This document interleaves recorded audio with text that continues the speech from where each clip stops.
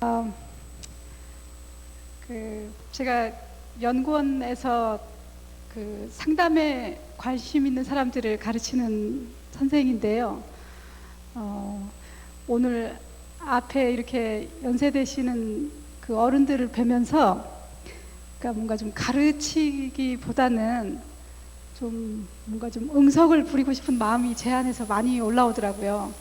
꼭 친정에 온 것 같고 꼭 저희 모교에 온 것 같은 그런 기분이 들어서 제가 굉장히 좀 감정적으로 굉장히 울컥한 그런 느낌이 드는데, 굉장히 경험이 많으시고 연세 있으신 강사들을 접하다가 보기에도 신빙인 것처럼 보이는 이런 사람을 접하게 돼서 어쩌실지 모르겠지만, 그냥 저는 제가 경험은 부족하지만 배운 것 안에서 한번 가족이라는 것과 관계된 부부, 그리고 결국은 나라는 얘기로 귀결하게 되는 얘기를 좀 해보겠습니다. 일단 제가 마음이 너무 떨리니까 저의 떨림을 조금 가라앉히게 하기 위해서 제가 출발을 어떻게 하고 싶냐면, 이제 제가 미국에서 공부를 가족 치료 쪽에서 공부를 했거든요. 근데 이제 수업을 이제 많이 좀 하고 나면 이제 좀 막판에 이제 어떤 수업을 하게 되냐면, 한 학기 동안에 전 교수님하고 학생이 같이 이제 반을 만들어서 하는 그런 수업이 있어요. 그래서 이제 그 수업을 통해서 교수님들께서 이제 우리가 어떤 가족 속에서 자라왔는지, 그래서 그 가족 속에서 자라다 보니까 만들어진 어떤 습관이나 혹은 살아가는 태도, 이런 것들이 어떻게 만들어졌는지를 저희하고 한 학기 동안 이제 공부를 해보시면 그 배경을 다 전문가들이라 아시게 돼요. 그래서 이제 내가 어떤 가족 속에서 자랐기 때문에 이런 점이 조금 취약하고 이런 점은 아주 좋고, 그런 점들을 이제 객관적으로 저희들을 봐주시는 그런 수업이 하나 있거든요. 그러니까 막상 학생들하고 같이 공부를 하다가 교수님들하고 같이 하게 되니까 얼마나 떨려요. 그리고 뭔가 잘못하면 교수님들한테 찍힐 수 있잖아요. 그러니까 서로 이제 눈치 보면서 어느 때 질문을 해야 되고 어떤 말을 어떻게 답해야 될지, 뭐 이런 조심성 있는 수업을 한 서너 주 하고 나면 알게 모르게 이제 노련한 선생님들께서 저희들을 이제 혼란에 빠뜨리세요. 갑자기 뭐 당신들께서 뭐 지나가는 뭐 태풍 얘기를 한다랄지, 뭐 옷차림에 대한 얘기를 한다랄지, 그냥 별 말도 안 되는 쓸데없는 얘기들 속에 저희들을 그냥 집어 넣어 버리셔서 그냥 그 속에서 같이 서로 얘기하고 나중에서야 이게 뭐가 있었구나 하고 알아차리는 일이 종종 있거든요. 이제 그런 알게 모르게 비의도적인 그런 어떤 소용돌이 속에 저희들을 넣는 것은 뭐냐면, 그런 속에서 우리들이 어떻게 반응하는지, 그리고 어색한 상황에서 우리가 어떻게 대처하는지, 이제 그걸 알아보시려고 이제 하는 거예요. 근데 이제 저한테 이제 어떤 일이 있었냐면, 비가 굉장히 많이 오는 날이었어요. 근데 제가 그때 이제 오렌지색 티셔츠를 입고 학교를 갔었거든요. 그랬더니 이제 앉아 계시다가 어떤 교수님께서 수업 시작 전에, 고용순, 오늘 이렇게 비가 주룩주룩 오는데, 그래서 지금 다 이제 기분이 저조한 이런 상태에 그렇게 오렌지색 티셔츠를 입고 오니까 너 때문에 반 분위기가 참 활기 있고 참 좋다, 그렇게 말씀 저한테 하셨어요. 한 40명 앉아 있는 데서. 그래서 제가 이제 그런 말을 듣고, 여러분 같으면 어떻게 하겠어요? 예, 고맙습니다. 좋은 말이잖아요. 좋은 말이니까 그 정도 얘기했겠지요. 그랬더니 그 선생님께서 다시 똑같은 얘기를 하시는 거예요. 고용순, 이렇게 비가 주리주리 오는데 너의 오렌지색 티셔츠가 우리 반을 뭐 어떻게 한다는 얘기를 아까 했던 얘기하고 하나도 안 틀리게 똑같이 저한테 얘기를 하시는 거예요. 그래서 이제 그때 제 반응은 어떨 것 같아요? 아까 들었는데, 그렇지만 좋은 말이니까 예, 고맙습니다. 그랬더니 그 교수가 세 번째 말을 똑같이, 고용순, 비가 주리주리 이렇게 오는데 너의 오렌지색 티셔츠가, 그때 이제 제 안에서, 내 마음 안에서 이상한 이제 빠른 싸움들이 일어나네요. 겉으로는 표현 안 하지만 내 안에 빠른 반응은 뭐냐면, 여자 교수님이신데 얼른 나오는 내 안의 반응은, 아니 전현이 아니, 전현이 내가 지금 영어를 못 알아먹는다고 생각하나? 왜 똑같은 말을 3번이나 반복하는 거야? 이거는 제 안에 있는 말이에요. 여러분 보시다시피 제가 인상이 좋잖아요. 제가 그걸 숨기고 있었지 어떻게 겉으로 드러냈겠어요? 더더군다나 고요한 아침의 나라에서 온 유학생이 잘 보여야 되잖아요, 교수님한테. 그러니까 그건 내 안에다 숨기고, 그리고는 제가 나눈 말이, 교수님 고맙다고 얘기했는데요. 3번째 반응은 제가 그렇게 했습니다. 그랬더니 그 교수님께서 다시 저한테 하시는 말씀이, 고용순, 내가 너한테 기분 좋은 얘기 하지 않았니? 내가 너한테 인사했잖아. 기분 좋지 않았어? 기분 좋았어요. 내가 너한테 아주 기분 좋은 나이스 스트로크, 스트로크라는 게 뭐죠? 자극이에요, 자극. 스트로크라는 말을 제가 다시 쓸게요. 너한테 아주 기분 좋은 스트로크를 썼는데 그것에 대한 피드백, 뭐죠? 반응. 내가 이제 반응을 할 거 아니에요? 그 반응이 너무 섭하네. 내가 보인 만큼의 스트로크대로 네가 피드백을 해주면 좋겠는데 너의 피드백은 애누리가 있어요. 애누리요? 디스카운트를 했다는 얘기예요. 그런데 그 애누리도 몇 퍼센트의 애누리를 했냐면 30%를 애누리하고 제가 피드백을 준다는 거예요. 그래서 내가 참 섭섭하다. 참 당혹스러웠어요. 왜 그 사람이 저한테 100% 아주 기분 좋은 스트로크를 줬는데 그것에 대한 저의 반응이 애누리가 돼가지고 그렇게 나가야 되는 건지. 그 잠깐의 그 어떤 두 사람의 상호작용 안에는 교수님께서 내가 나의 가족 체계 속에서는 인정 스트로크를 얼마나 받았는지를 시험해 보려고 하신 말이었어요.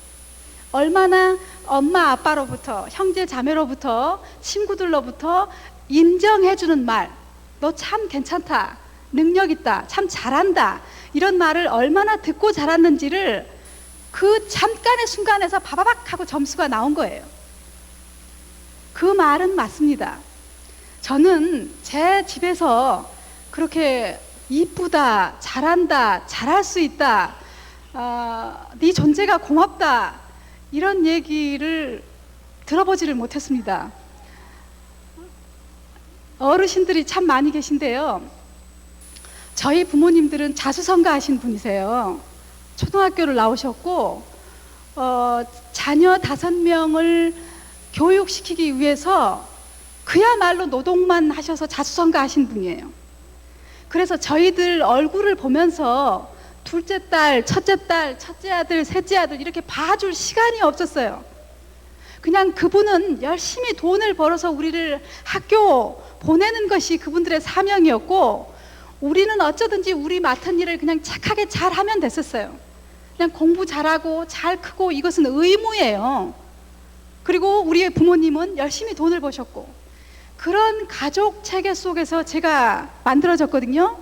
그렇기 때문에 뭔가 좀 이렇게 그 부모 앞에서 재롱을 떨어보거나 부모로부터 이렇게 얼굴을 마주치면서 까꿍까꿍 해보는 그런 경험이 제가 없습니다. 그러다 보니까 제가 한 번 칭찬은 예 하고 받아요. 고용순 오늘 좋습니다. 그럼 아이고 고맙습니다. 이 정도 피드백은 할 수 있어요. 2번 똑같은 말에 칭찬하면 그렇지만 속으로 숨기고 고맙습니다 할 수 있어요. 3번째 말하면 그때부터 내 속에서 욕이 나와요. 겉으로는 아니에요. 겉으로는 아니고 속으로 뭔가 피해망상. 저 사람이 나한테 3번 똑같은 말로 칭찬할 때는 저 속에 도대체 뭐가 있어? 피해의식이라는 거예요. 그러니까 그것대로 내가 받아들이지를 못하는 어떤 마음 자세인 거예요. 제가 이제 미국에서 10년 넘게 공부를 하고 저희 연구원에 왔는데 저희가 영성 수련을 많이 해요. 그런데 그 영성 수련 불을 할 때마다 그 찬양 사역자가 우리로 하여금 이게 둘씩 짝을 짓고 나서 부르는 노래가 있어요. 당신은 사랑받기 위해서 태어난 사람이라는 복음성 있잖아요. 그 노래를 둘이서 짝을 짓고 눈을 마주치면서 그 찬양을 하려는 거예요. 전 너무 괴로워요. 사랑받기 위해서 태어난 사람이라는 그것도 너무 버겁고요. 그 다음에 그 노래를 당신이라고 이렇게 지칭하면서 눈 마주치면서 부르는 것이 너무 괴로워요, 여러분. 근데 저는 이제 거기서 교수이다 보니까 하는 척이라도 해야 되잖아요. 그런데 너무 속으로는 괴로워요. 불편해요. 모르겠어요. 만약에 여러분들이 그 찬송을 이 교회 안에서, 이 교회 공동체 안에서 자주 불러보시고 눈 마주쳐 보시고 많이 해보셨으면 어쩌면 그런 주고받음이 자연스러울지 모르겠는데, 저는 지금도 어색해요. 그래서 지금도 제 연구원에서는 불편한 마음을 약간 숨기고 조금 오버 액션해서 정말 사랑받을 만한 자격 있는 그런 표정과 또 상대한테 그런 말을 하긴 하는데, 솔직한 제 느낌은 아직도 불편하다는 거예요. 왜냐하면 그런 인정의 스트로크가 자연스럽지가 않다는 얘기예요. 자녀들한테 너 예쁘다, 잘한다, 이렇게 아마 지금은 많이 얘기하지만 저 이상급 되는 세대들은 그런 얘기 받기가 참 쉽지 않잖아요. 왜냐하면 우리 부모님들은 너무 사시는데 힘드셨으니까 그럴 여유가 없었을 거예요. 그런데 어쨌든 그런 긍정적인 스트로크를 긍정적으로 그대로 애누리 없이 반응할 수 있는 사람은 자존감이 높다고 얘기합니다. 자기를 존중하는 마음이 아주 높다고 얘기해요. 그럼 자존감이 낮은 사람들은 뭐냐면 약간의 피해의식을 숨기고 있어요. 저게 나한테 3번, 4번 똑같은 얘기를 할 때는 저 속에 뭔가 꿍꿍이가 있어 하고 그 사람의 의도를 의심하는 것, 이런 것은 자존감이 낮다고 얘기합니다. 그런데 이 자존감이라고 하는 것은 굉장히 중요합니다. 왜? 우리가 살아가는 태도를 만듭니다. 살아가면서 사람들하고 관계하고 직장 생활하고 어려운 일 생길 때마다 위기를 극복해야 되잖아요. 그런 태도를 만들어주는 게 자존감이라는 거예요. 그런데 이 자존감의 공장이 어디냐고요? 가족이에요. 어떤 사람이 자존감이 높은가 낮은가 하는 것은 어떤 가족 체계 속에서 자랐는가, 어떤 부모님을 만나서 상호작용, 서로 스트로크 주고 피드백 던지고 이러면서 환류 경험을 어떻게 했느냐에 따라서 자존감의 높고 낮고가 정해져 있어요. 자, 어떤 것을 자존감을 높다고 얘기하는가? 예를 들어서 자존감의 높은 것의 기준이 있습니다. 내 성격은 바꿔야 돼. 이래가지고 인생 어떻게 살겠냐고. 나는 저렇게 김집사처럼 저렇게 성격 좀 우리 남편이 바꿔가지고 좀 저렇게 리더십도 있고 말이지. 그랬으면 좋겠어. 혹은 내 이 성격 좀 어떻게 바꾸면 안 될까? 하고 자기 성격을 어떤 사람을 보고 바꿔야 된다고 생각한다면 그 사람의 자존감은 높은 거예요? 낮은 거예요? 낮다고 얘기합니다. 성격은 웬만해서 바뀌지 않습니다, 여러분. 급한 성격, 느긋한 성격, 걱정을 많이 하는 성격, 혹은 두려워하는 성격, 혹은 다혈질적인 성격, 이런 성격은 참 많이 바뀌지 않는다는 게 저희처럼 이렇게 성격 심리학 하는 사람들의 그 얘기인데요. 누군가를 비교해서 저 사람처럼 내가 성격을 바꿔봤으면 하는 것은 자존감이 낮은 거예요.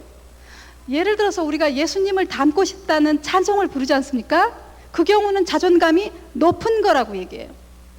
우리가 사람을 닮아서 변화해서 그 목표가 뭐겠어요? 결국은 사람이에요. 뭐죠? 한계가 있다는 얘기예요. 내가 김집사를 닮아서 성격을 변하면, 김집사는 뭐 완벽한 성격이에요? 아마 김집사도 자기 변하고 싶은 것이 있을 거예요. 우리가 성격을 변화시킬 수 있는 모델은 예수님밖에 없잖아요. 그런데 어떤 사람을 모델로 해서 성격을 바꾸고 싶다? 자존감 낮다고 얘기해요. 그 다음에 내가 남성으로서 여성으로서 만족하는가?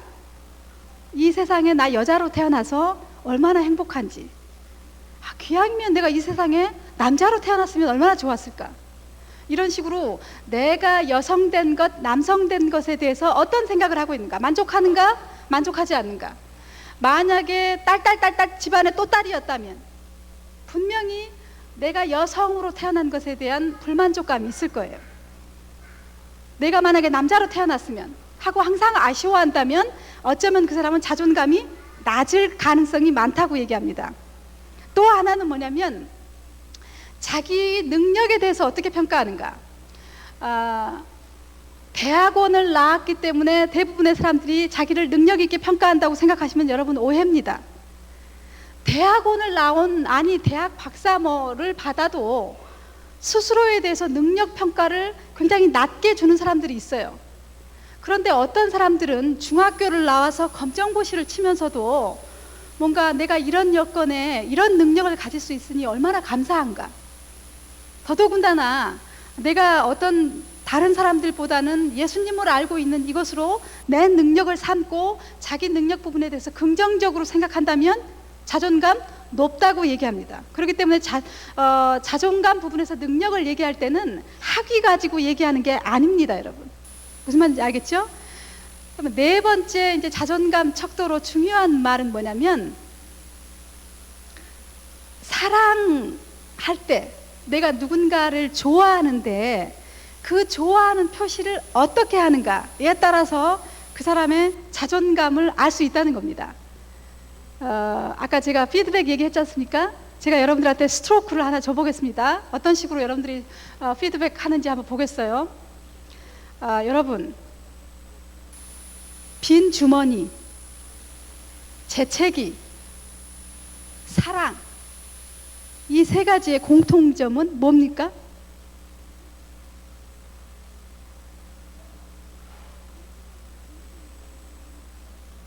뭐라고요?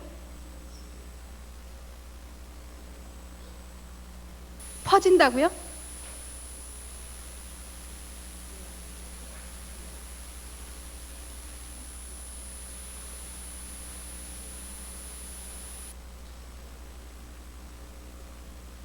공통점, 빈 주머니, 주머니가 비어 있어요. 재채기가 나와요. 내가 사랑을 합니다. 이 세 가지의 공통점. 네?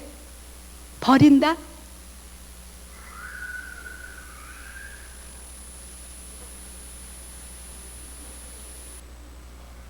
담는다? 어쨌든 여러분들의 표정으로 제가 몇 분이서 피드백을 주는 걸 봤어요. 그래서 저 혼자 지금 움직이는 게 아니라는 안도감은 갖겠습니다. 여러분들이 다 표정이 썰렁하시면 제가 이제 그 다음이 굉장히 기가 죽는데, 그래도 제가 봤어요. 반짝반짝 하면서 뭔가를 얘기해 보시려고 하는 그 피드백을 저한테 열심히 주시려고 하는 그걸 제가 봤기 때문에 저도 이제 용기를 내서 상호작용을 합니다. 공통점은 숨길 수 없다는 겁니다. 여러분들 빈 주머니를 얼마나 숨길 수 있습니까? 오랫동안 내가 빈 주머니 아닌 것처럼 살면 어떻게 되지요? 신용불량자가 되는 거지요. 재채기를 오랫동안 여러분들이 숨길 수 있습니까? 병 걸리지요. 재채기는 숨길 수가 없잖아요. 그렇죠? 사랑을 여러분들이 숨길 수 있다고 생각하실지 모르겠어요. 내가 누구를 좋아한단 말이에요. 만약에 여러분이 사랑을 숨길 수가 있잖아요. 그러면 중년기에 반드시 우울증에 걸립니다. 유태인들은 요 세 가지의 공통점을 숨길 수 없다고 얘기했어요. 빈 주머니도 숨길 수 없고 재채기 숨길 수 없는 것처럼 빈 털털이, 돈 없는 거 숨길 수 없다고 얘기했어요. 그런데 중요한 것은 사랑도 숨길 수 없다고 얘기했어요. 숨길 수 없는 것이 건강하다고 얘기했어요. 누군가를 좋아하는데 그 주변에 얼쩡얼쩡 거리게라도 되잖아요. 누군가 좋아하면 뭔가 주고 싶잖아요. 누군가 좋아하면 어쩌든지 생각이 나잖아요. 그리고 어쩌든지 간접적으로든 뭐든지 나 표현하고 싶잖아요. 그런데 그것을 끝까지 숨겼다면 그 사람들은 병 걸리는 사람들, 아주 치명적인 병이 걸린다고 유태인들은 생각했어요. 때문에 누군가를 좋아하는 이것은 에너지라고 본 거예요. 이건 뭐죠? 나가게 되어 있다 그 말입니다. 그런 누군가를 좋아하는 것을 자연스럽게 나가게 하는 사람이 자존감이 높다고 얘기한단 말이에요. 자, 그렇게 자존감이라고 하는 것은 여러 가지 것들이 이제 합쳐져서 만드는 것이고, 이것으로 우리는 살아가는 태도를 만든단 말인데, 요는 이 자존감이라고 하는 것이 내가 어떤 원가족을 거쳤는가 하고 관계되어 있다는 거예요. 원가족이라는 것은 뭐냐면 나하고 부모님과의 관계를 얘기하는 거예요. 출생가족을 말하는 거예요. 그러니까 이 출생가족으로부터 자존감이 나오는 거예요. 우리는 평생 우리의 살아가는 태도, 긍정적일 것인지 부정적일 것인지, 좀 더 위기를 용기 있게 극복해 볼 것인지 말 것인지 하는 이런 태도는 어쩌면 우리가 부모님하고 어떻게 상호작용을 해본 경험으로 만들어진 자존감에 의해서 그렇다는 거예요. 그러니까 자존감이라는 게 얼마나 중요한 것인지 몰라요. 요는 이것이 바로 가족이라는 곳에서 만들어진다는 거예요. 자, 자존감은 가족에서 영향을 만드는데 요는 가족 멤버하고 대상 관계를 해서 만들어진다는 거예요. 대상 뭐죠? 살아있는 대상이 누구예요? 부모님 있잖아요. 그러니까 1차 대상은 부모님이에요. 그러니까 부모님이 제일 중요해요. 어떤 부모님을 만나는가에 따라서 나의 자존감은 아주 치명적이란 말이죠. 두 번째 대상 관계는 누구냐면 형제 자매예요. 일곱 형제들 중에서 5번째 잘하셨습니까? 아니면 5명 중에서 저처럼 둘째로 자랐습니까? 어느 형제 관계를 했느냐, 어느 형제 관계와 대상 관계를 했느냐에 따라서도 굉장히 중요해요. 자, 이게 2차 대상 관계예요. 3차 대상 관계라고 하는 것은 뭐냐면 이런 교회에 와서 교사들하고 하는 대상 관계, 교회에 와서 신도들 간에 하는 대상 관계, 친구들하고 하는 대상 관계.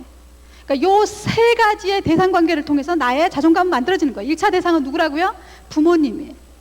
두 번째 대상은 누구요? 형제 자매예요. 세 번째 대상은 친구, 교회 식구, 교회의 선생님, 이런 대상 관계예요. 이런 대상 관계가 너무너무 중요하다는 얘기예요. 이 대상 관계를 어떻게 했느냐에 따라서 그 사람의 정서가 안정적일지 아니면 불안정적일지가 결정된다는 거예요. 저는 이제 상담을 하는 사람이라 법원에서 요즘 그 이혼할까 말까 하는 사람들 있지 않습니까? 그런 사람들을 대상으로 부부로 제가 상담을 하게 되는데, 너무나 전문 직종에 있는 아주 그 소위 뭐 카이스트 출신이니 뭐 법관이니 의사들이니 이런 젊은 직종에 그 전문 직종에 계시는 분들이 이혼을 참 많이 하세요. 그런데 제가 한 가지 놀라는 건 뭐냐면, 부부가 하는 얘기 중에 어떤 얘기를 참 많이 하냐면 정서적인 교감 얘기를 많이 하세요. 저 사람하고 나하고는 정서가 달라요. 나는 슬픈데 저 사람은 썰렁해요. 저 사람은 화난다는데 나는 왜 화나는지 모르겠어요. 이 정서 부분에 대해서 굉장한 그 호소를 하거든요. 그런데 정서라는 것이 앞으로 가면 갈수록 젊은 부부들의 더 중요하게 얘기될 부분이에요. 아마 우리 어머니 세대 같은 경우는 요것을 생각하기에는 너무 삶이 각박했어요. 먹고 살기에. 그래서 아마 이 부분이 어떤 얘기일지 조금 생소하실 거예요. 그러나 대체적으로 40 이하의 젊은 부부들은 정서적 교감에 대한 얘기를 참 많이 하세요. 근데 그 말은 상담학적으로도 맞는 얘기입니다. 정서적으로 뭔가 이게 그 부부간에 교감이 없다는 말은, 그래서 못 살겠다는 말은 제가 오늘 하려고 하는 얘기하고 굉장히 관계되어 있어요. 뭐냐면 정서가 중요해요. 어떤 정서가 중요하냐면 안정이라는 정서가 참 중요해요. 어떤 사람이 안정적인 사람인가 불안정적인 사람인가, 우리 그런 얘기 많이 하잖아요. 여러분들이 보시기에 여러분들이 제가 안정적으로 보이세요? 너무 감사합니다. 저한테 참 나이스하게 해주시네요. 근데 저는 안정적인 사람이 아니에요. 전문가로부터 제가 진단을 받았는데, 항상 이렇게 강의 전에는 커피를 마셔서는 안 된다는 그런 그 경고까지 받을 정도로 제가 안정적인 사람이 아니에요. 제가 굉장히 이렇게 떠 있어요. 그래서 항상 어디 가면 하나님 오늘은 제발 차분하게 강의하게 해주세요.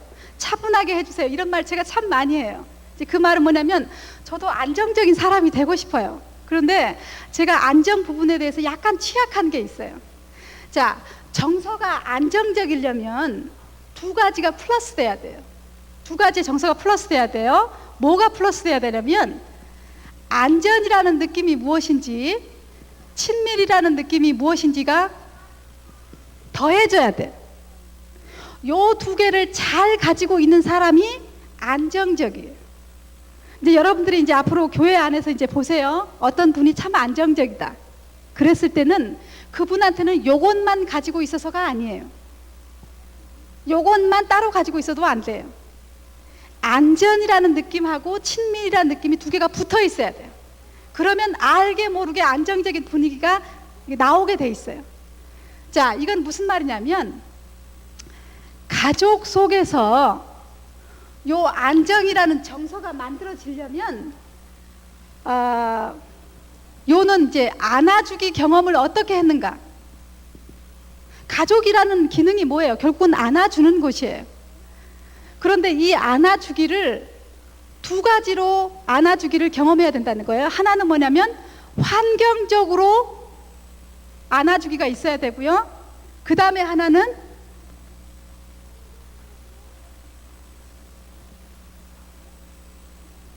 초점적. 요 두 가지 안아주기 경험을 해야만 요는 그 안정이라는 정서가 나오는데, 환경적으로 안아주기를 잘 경험하면 안전이라는 느낌이 무엇인지 알아요, 그 사람이. 초점적으로 안아주기를 잘 경험하면 그 사람은 친밀이라는 느낌이 무엇인지 아주 잘 알아요. 자, 요걸 제가 한번 설명을 해볼게요. 우리가 임신을 했다고 생각을 해보세요. 제가 임신을 했는데 결혼 전에 하필이면 임신을 해버렸어요.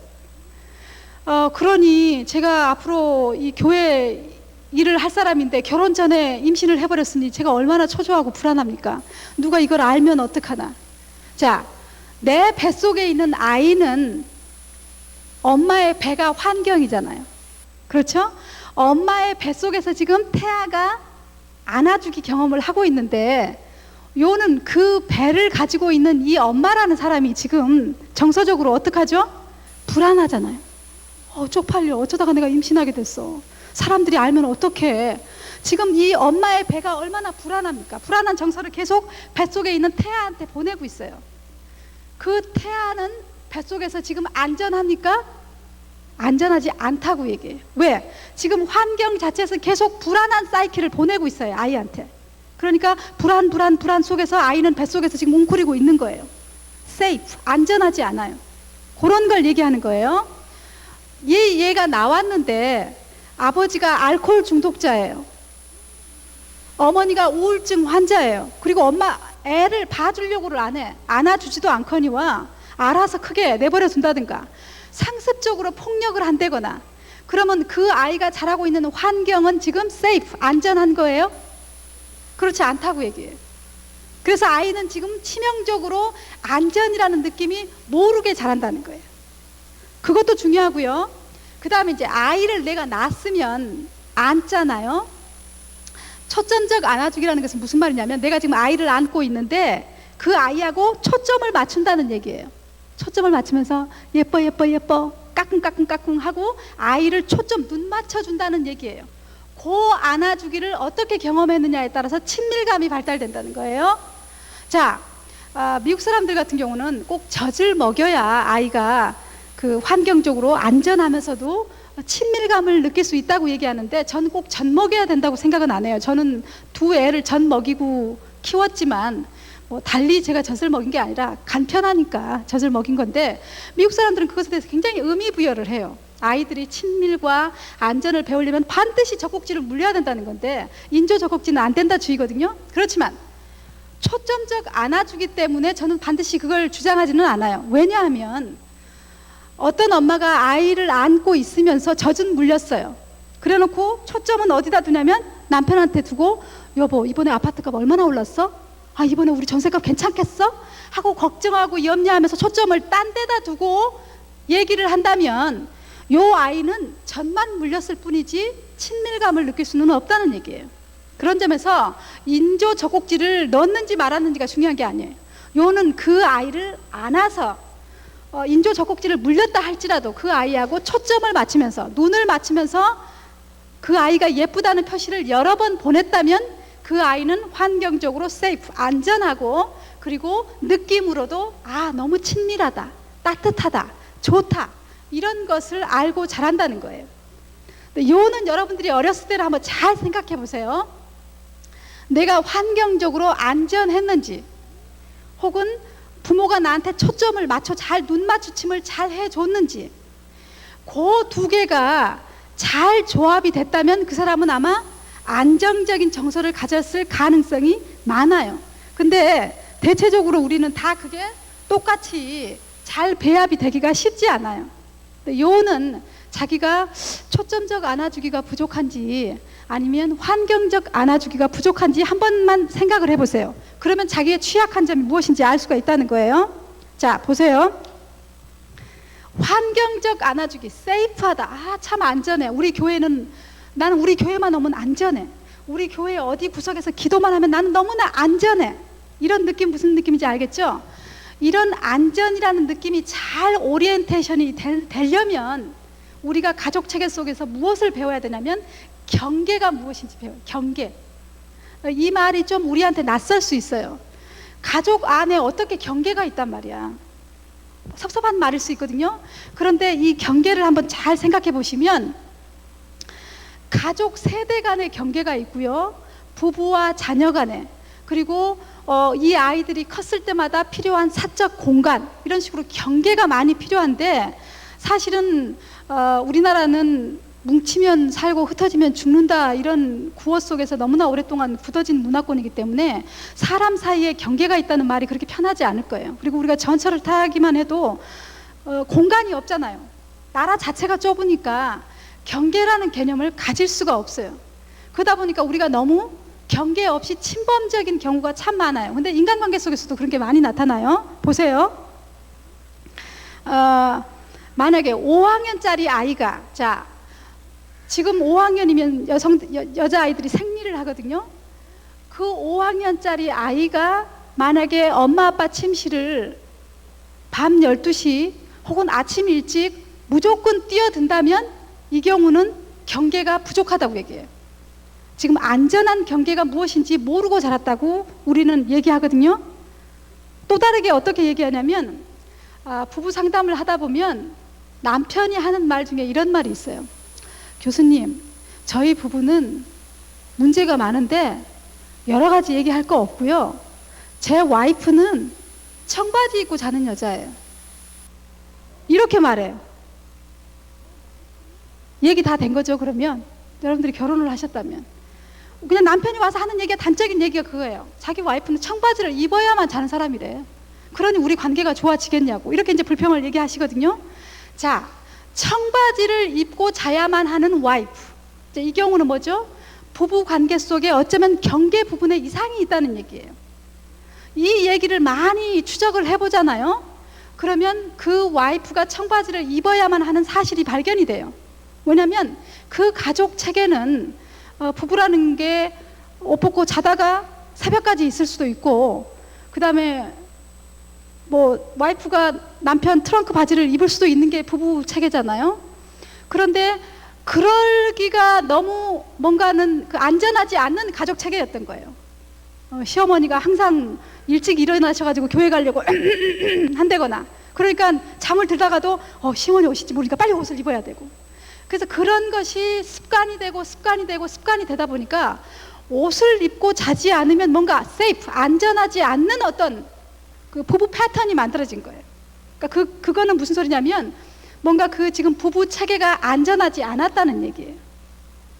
그러니까 부부가 서로 안전한, 환경적으로 안전하게 서로 어떤 공간을 갖는 일이 굉장히 중요하다는 얘기거든요.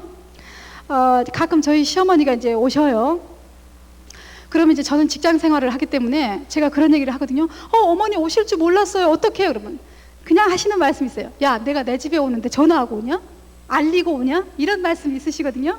근데 이제 이 경우도 좀 어른들이 섭섭하실지 모르겠지만 경계 침범이라고 얘기하거든요. 그러니까 부모님들 속에서는 당연히 자녀는 침범할 수 있다고 생각하실 수 있어요. 그런데 어쨌든 그런 것이 그 가족 체계의 패턴이 되어버리면 건강하지 않을 수 있다는 얘기예요.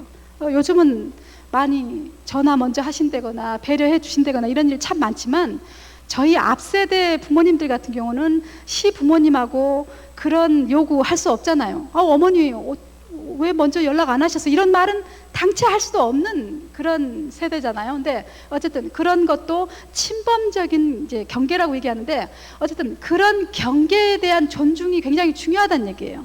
그랬을 때 사람들이 안전하다, 이걸 이제 배운다는 거예요. 자, 여러분, 이제 어떤 게 문제점이 되냐면, 우리 집이 너무나 경계가 없었다.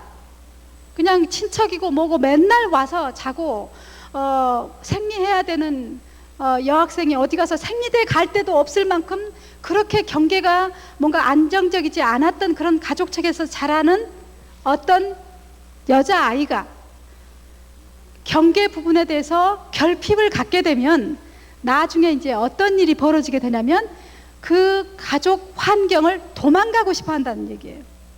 그래서 누군가가 나한테 친밀하게 해 오잖아요. 그러면 이 사람이 안전한 사람인가 안전하지 않은 사람인가 체크해 보지도 않고 무조건적으로 친밀을 형성해 버린다는 거예요. 그게 아주 문제예요. 그러니까 자기 집에서 환경적으로 안전하지 않았던 사람들은 다 어떤 욕구를 가지고 있죠? 집으로부터 도망가고 싶은 욕구를 가지고 있어요. 그래서 누군가가 나한테 친절하게 해주면, 친밀하게 해주면 그냥 그것을 체크해 보지 않고 달라붙어 버린단 말이죠. 예를 들어서 저희 엄마 같은 경우는 친밀감이 굉장히 발달되신 분이에요. 저희 친정어머니가. 저희 친정어머니에 대해서 저희 아버지가 하시는 말이 있어요. 무슨 말이냐면, 네 엄마가 어떤 사람인 줄 아니? 지나가는 참새들도 오라고 해서 한잔 하라고 하는 사람이다. 저희 엄마가 그렇게 인간성이 좋으세요. 그냥 누구도 지나가지 못하게 와서 한잔 하고 가게 할 수 있는 그렇게 친밀감이 좋은 사람이에요. 그래서 저는 엄마하고 이렇게 걸어 다니면 짜증이 나요. 형님 어디 가시오? 동생 어디 가는가? 몇 발자국 지나가면 또 하는 사람, 또 하는 사람, 또 하는 사람. 그러다 보니까 저희 집에는 사람들이 끊일 새가 없었어요. 하다못해 우리끼리 밥상을 이렇게 우리 식구들끼리 가져본 적이 없었던 것 같아요. 그런데 이제 엄마는 그게 엄마의 사는 방식이에요. 친밀한 방식. 그런데 이제 이 엄마는 어떤 점을 생각하시지 못하냐면, 저희가 14, 5, 6 되는데 사람들이 너무 싫어요. 어디 가서 우리 공간이 없어요. 그냥 인간성 좋은 엄마하고 살다 보니까 어디 하나 내 공간이 없는 거예요. 그러면서 이제 항상 갖게 되는 욕구 불만이 뭐죠? 내 공간 좀 가져봤으면, 빨리 고등학교 끝나고 대학 갔으면, 기숙사 가야지, 자취해야지, 이런 욕구를 상대적으로 엄마의 그 좋은 인간성 때문에 저는 딴 생각을 하고 있는 거예요. 그런데 우리 엄마가 그렇게 자녀의, 더군다나 사춘기 소녀 자녀가 얼마나 그 사적인 공간이 필요한지도 생각 못할 정도로 그렇게 친밀감이 발달된 데는 이유가 있어요. 저희 친정엄마는 10살 전에 부모님을 다 잃으셨어요. 그래서 이제 우리 엄마가 발달시킨 생존 기제는 뭐냐면, 모든 사람한테 다 잘해야지. 그러면 나는 살아남을 수 있을 거야. 이게 어머니가 터득한 일종의 생존 전략이에요. 그러니까 무조건 사람들하고 친하게 지내는 거예요. 그래서 정말 우리 엄마는 아는 사람이 많아요. 제가 대학가 때 저희 엄마가 항상 전화 때마다 무슨 말을 했냐면, 전화하면, 엄마, 고용순 외상할 때 알아놨어? 외상할 만한 곳 있어? 이렇게 물어보세요. 여러분, 이거 굉장한 얘기예요. 이건 뭐죠? 우리 엄마의 그 생존 전략이에요. 언제 굶을지 몰라. 너 언제 용돈 떨어질지 모르잖아. 무슨 나쁜 일이 벌어질지 몰라. 그렇기 때문에 그 최악의 상태를 대비해서는 다른 거 없어. 사람하고 잘 지내야 돼. 사람을 만들어내야 돼. 어디 가서도 아줌마 저 외상 좀 주세요 라고 말할 수 있는 그 인간성을 길러야 된다는 거예요. 제가 미국에서 살 때도 우리 엄마가 전화할 때 그랬어요. 예, 미국에는 외상할 때 있디? 그럴 정도로 우리 엄마가 살아온 인생은 너무나 처절해서 어쩌든지 간을 빼주고 쓸개 빼주더라도 사람하고 친해야 한다. 처절한 생존 전략이에요. 그게 이제 친밀감이 너무 과잉으로 발달된 사람인데, 요는 문제가 뭐냐면, 저는 특별히 성폭력, 가정폭력 피해자들을 많이 미국에서 임상으로 했거든요. 그런데 이제 요는 이 성폭력을 당하는 혹은 가정폭력 피해자들이 많이 가지고 있는 사이키, 심리라는 게 뭐냐면, 어떤 사람이 나한테 잘해준단 말이에요. 잘해주면 좋잖아요. 그런데 여러분, 잘해주더라도 불편하게 잘해주는 것 아세요? 뭔지?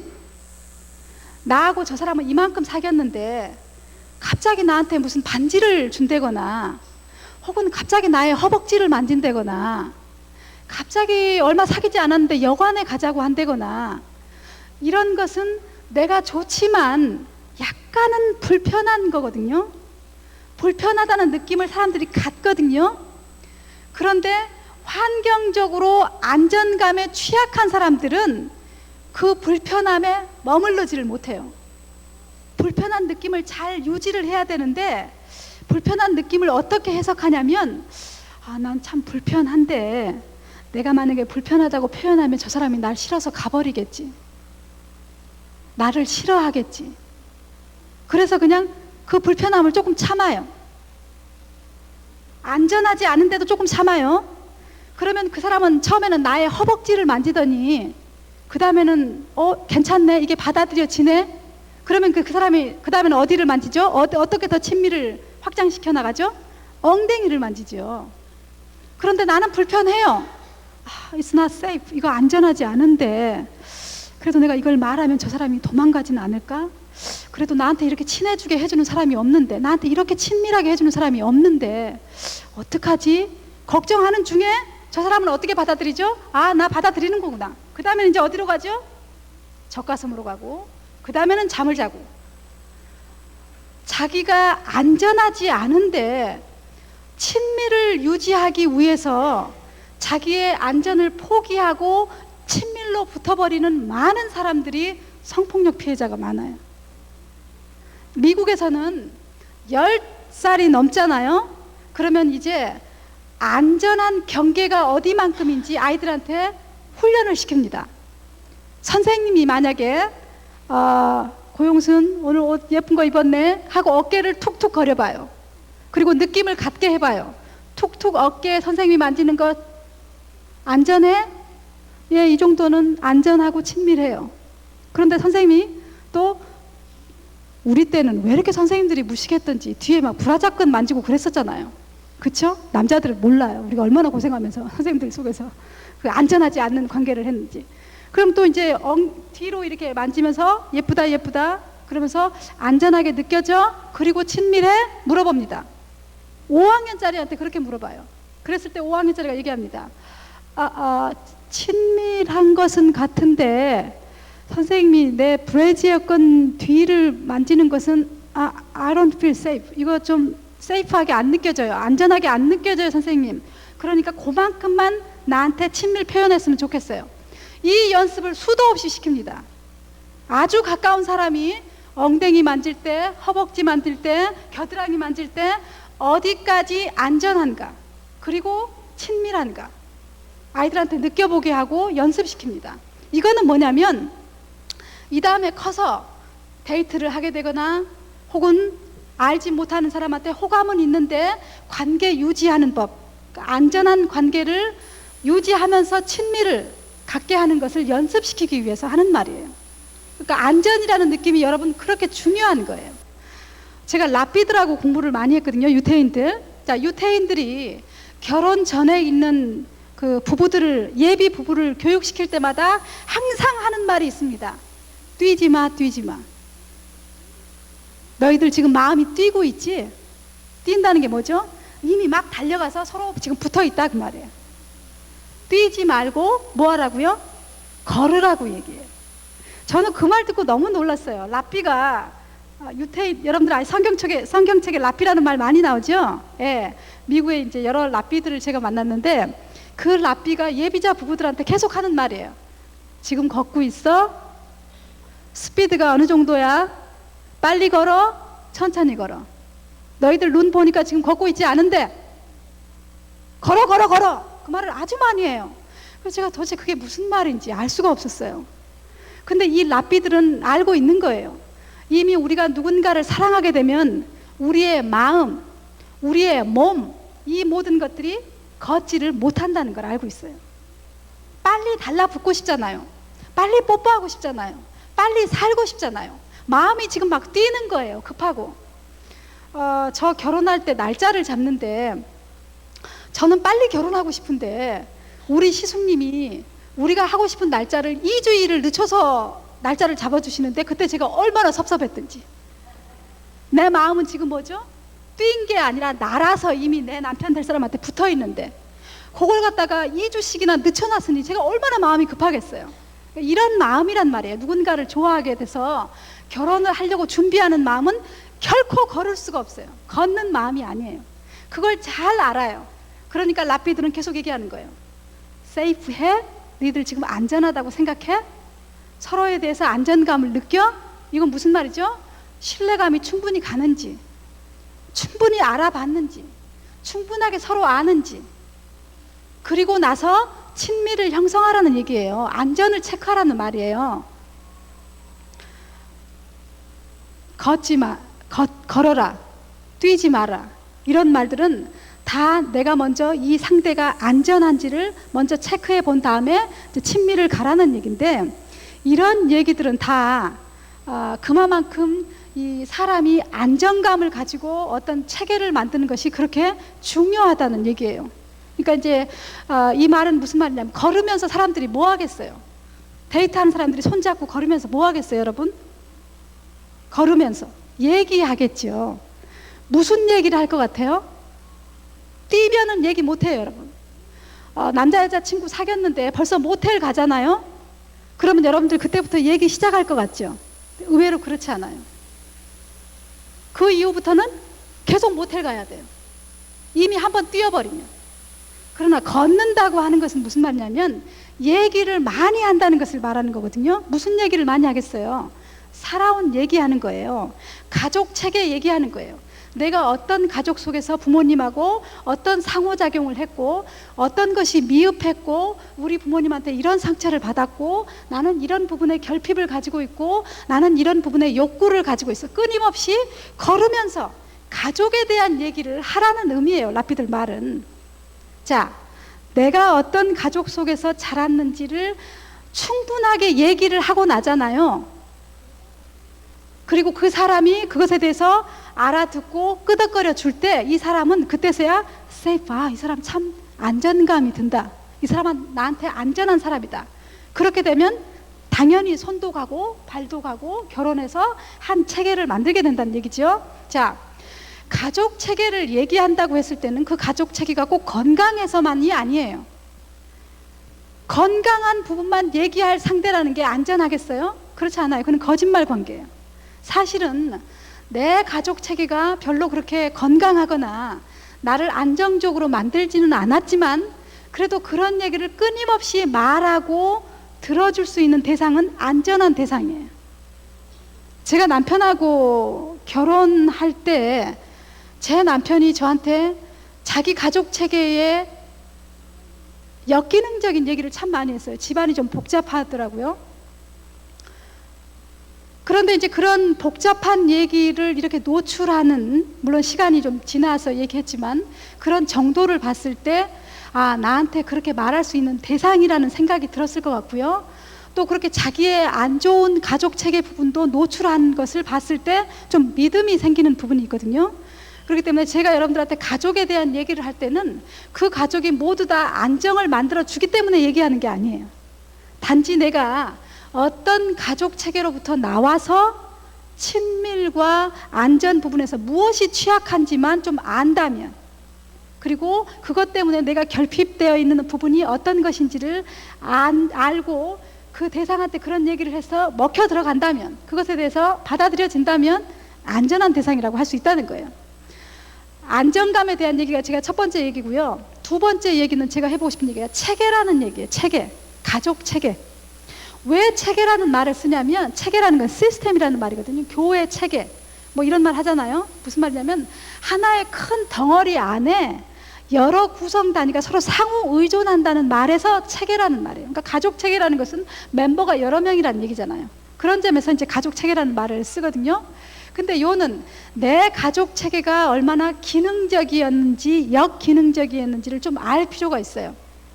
한번 한번 여러분들의 그 출산 가족을 한번 확인하시면서 내 가족이 정말 조금 나한테 안정감을 주도록 했는 어떤 그런 가족 체계, 기능적인 가족 체계였는지 한번 확인해 보시기 바라요. 첫 번째로 자기 원가족 말하는 거예요. 내 부모님하고의 관계. 지금 제가 얘기하는 것은 출산 가족 얘기하는 거 아니에요. 출산 가족은 뭐죠? 내가 낳은 가족이에요. 두 번째, 내가 부부로 만들어낸 가족을 갖다가 출산 가족이라고 그러고, 부모님하고 관계된 가족을 출생 가족이라고 얘기하는 거예요. 그런데 일단 출생 가족을 제가 보고 있어요. 이 출생 가족이 얼마나 기능적이었는가.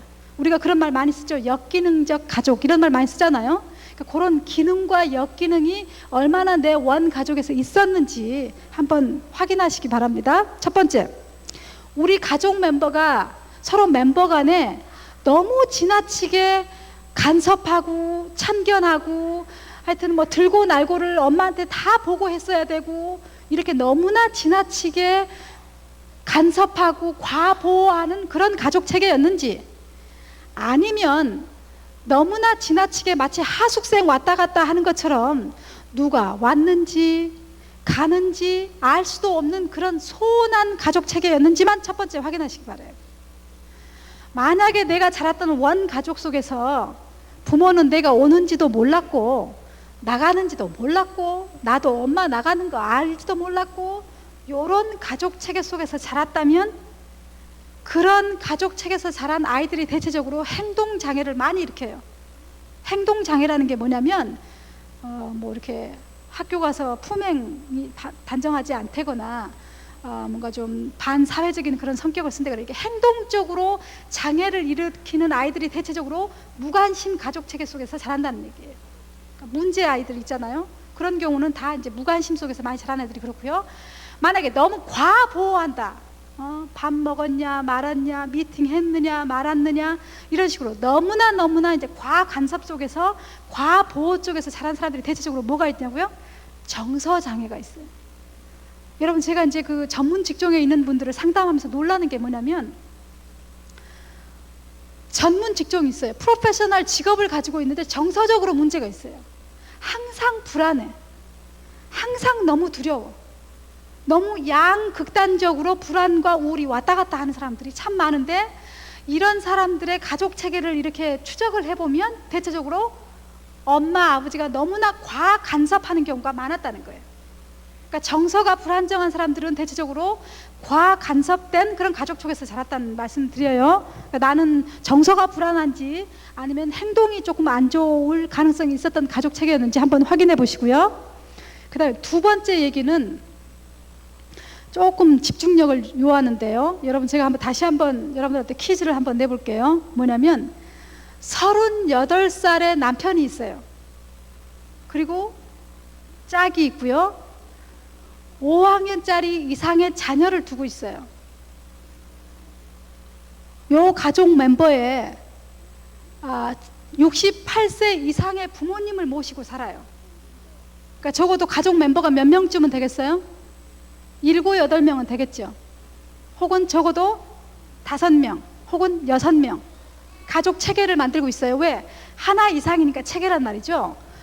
요 가족 체계 속에서 위계를 만들어야 된다면, 위계라는 게 뭐예요? 질서예요. 질서. 위계를 만들어야 된다면 어떤 체계가 가장 위로 올라가야 되겠어요?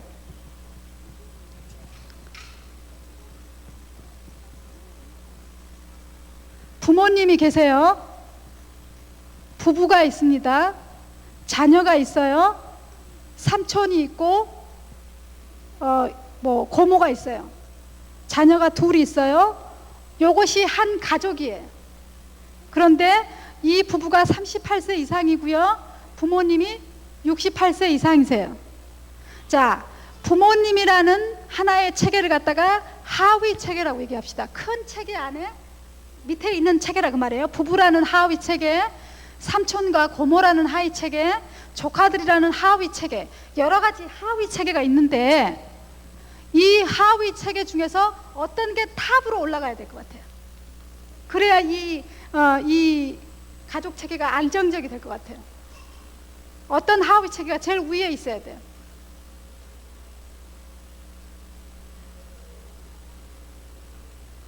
젊은 사람들은 웃고만 계시네요.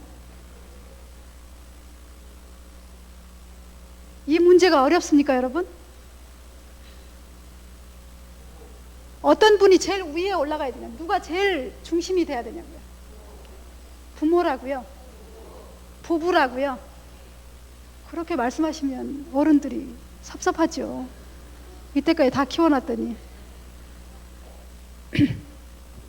제가 교회에서 이런 얘기 할 때 그 어른들한테 가끔 혼날 때가 있어요.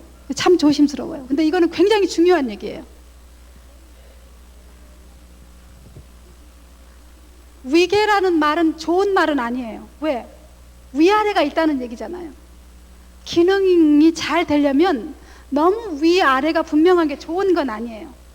그런데 이 가족 체계에 관한은 반드시 위계가 필요해요. 어떤 체계가 위로 올라가야만 돼요. 그래야 이 가족 체계가 건강해야 돼요. 근데 어떤 하위 체계가 위로 올라가야 된다고요? 부부가 올라가야 됩니다. 그리고 나머지 하위 체계는 다 똑같이 있습니다. 부모, 조카, 삼촌, 뭐 이런 다른 하위 체계들은 다 아래가 있어요. 요 하위 체계들은 똑같아요. 뭐 특별히 위아래가 있는 거 아니에요. 그냥 이 여러 하위 체계에서 반드시 위에 올라와야 된다면 38살 먹은 남편 부부가 제일 위로 올라와야 요 가족 체계를 기능적이라고 얘기해요.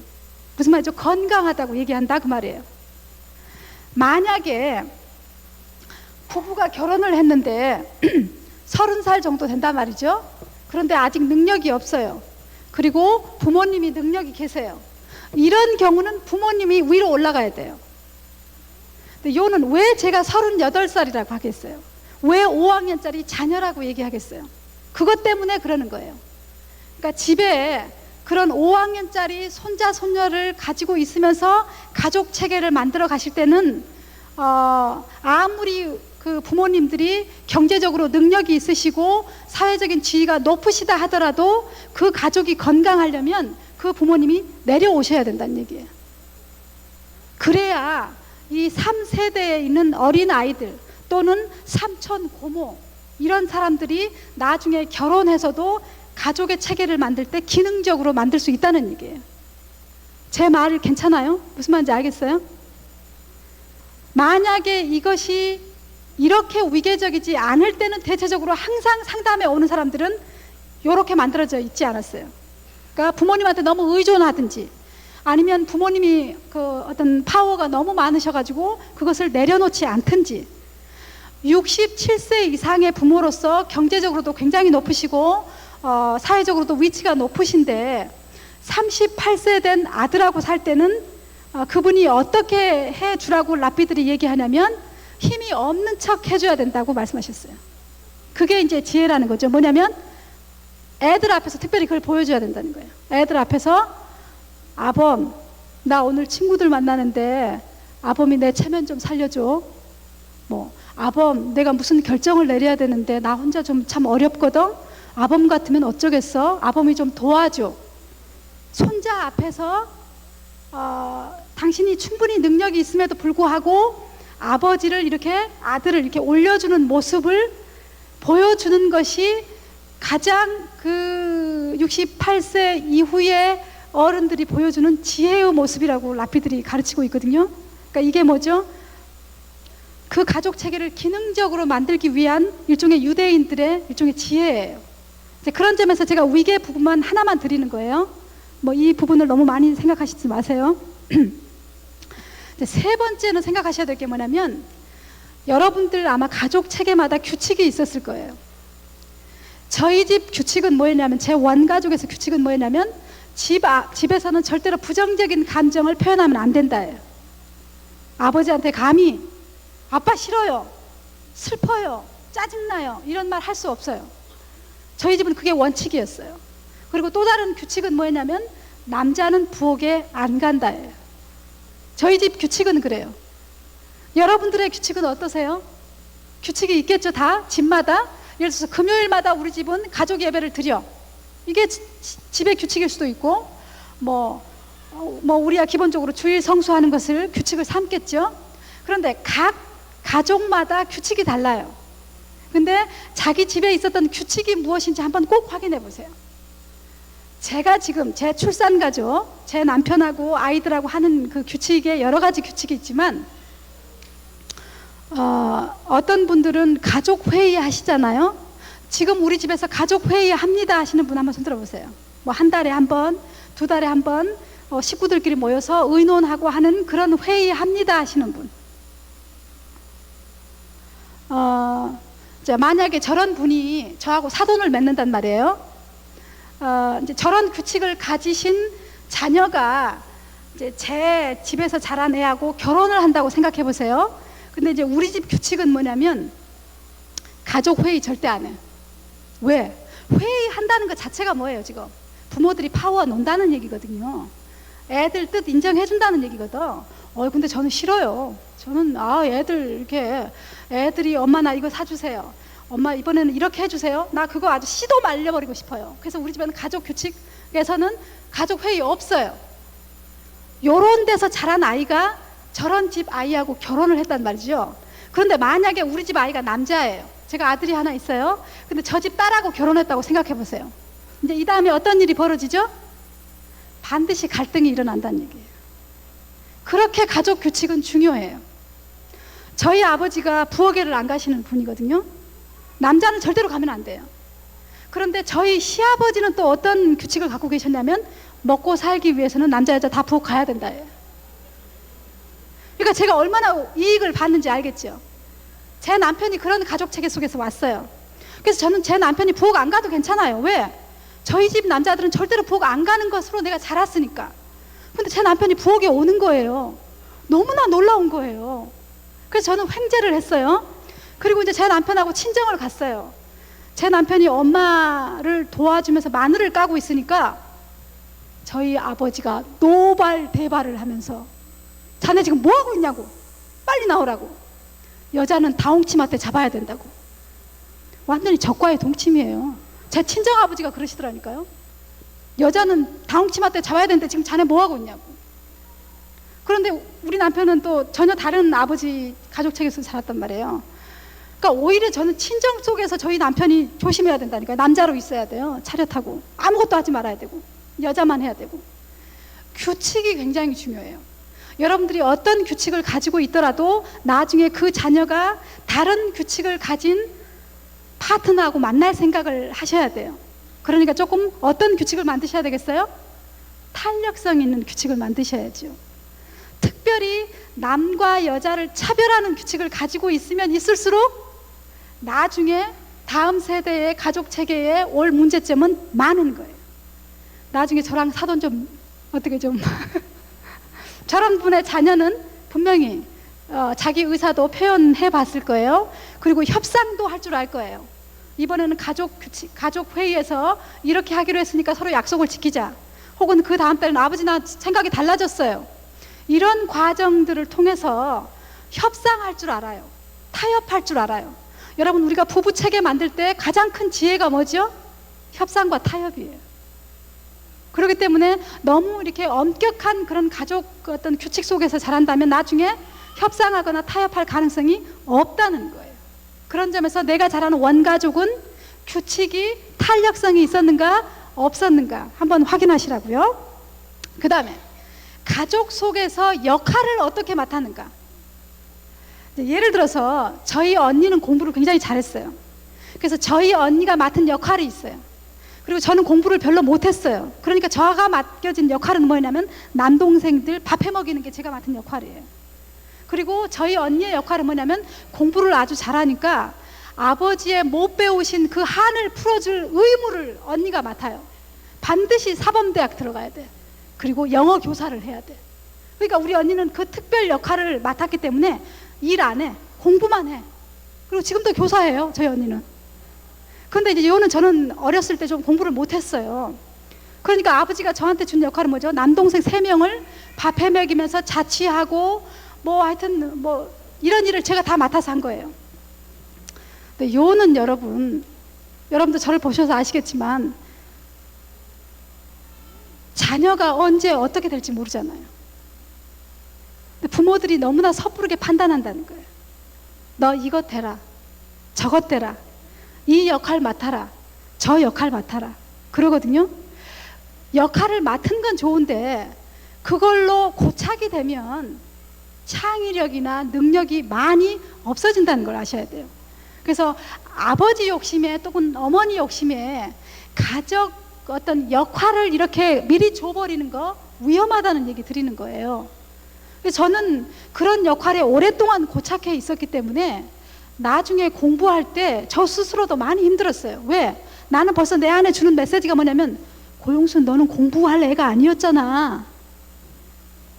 그러니까 공부하다가 힘들면 포기하고 싶은 거예요. 역시 나는 공부가 안 돼. 나 어렸을 때는 맨날 공부 못해서 엄마 아빠가 아예 못한다고 쳤으니까 당연히 그러리라는 생각 때문에 어려운 일이 생길 때마다 굉장히 많이 포기하고 싶었어요. 그런데 이제 다행히 저한테는 좋은 선생님이나 좋은 목사님이나 이런 분들 만나서 부모한테 받지 못하는 어떤 인정 스트로크를 받아서 제가 크기는 컸지만 어쨌든 어떤 가족 체계 속에서든지 역할을 분명히 하라는 거예요. 뭐냐면 너무 어렸을 때 부모들이 건강하지 못해가지고 엄마 역할을 먼저 하는 사람들 있죠. 너무 속이 먼저 차버려. 자, 이런 사람들이 결혼해봐요. 와이프로 있지 않고 누나로 있으려고 그래요. 애는 애여야 되거든요. 그런데 가족 체계가 건강하지 않으면 너무 어린 나이에 세상을 먼저 알아버린다거나 너무 어린 나이에 어른이 돼버려가지고 자기하고 동등한 파트너도 마치 동생 취급한단 말이에요. 이런 일들 참 많아요, 여러분. 그런 점에서 역할 얘기하는 거고요. 부모의 상담자 역할을 해주는 아이들이 있을 거예요. 아마 지금 한 60세쯤 이상이시면서 만약에 25살 아래의 딸이나 아들이 상담자 역할을 해준다면 여러분들은 아마 내가 자녀를 굉장히 잘 두고 정말 나는 내가 역시 자녀를 잘 둬가지고 나의 모든 것을 상담해주는 이런 자녀를 뒀으니까 얼마나 좋은가 이렇게 생각하실 수 있거든요.